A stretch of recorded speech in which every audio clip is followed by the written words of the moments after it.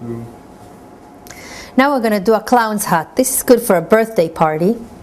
It's a very cute folding. We're going to open our paper napkin and fold it down in the middle.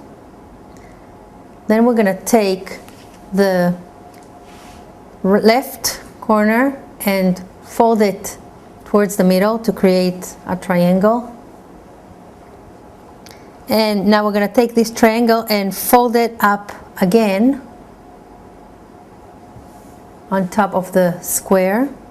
Then we're going to take the right top and fold it on top of that square.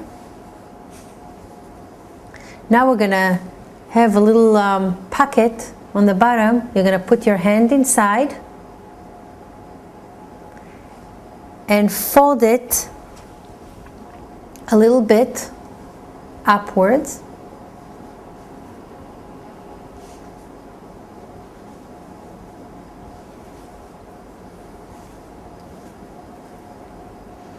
Now we're going to put the hand inside again to open it. And you can put it on a plate. It's a cute clown's hat.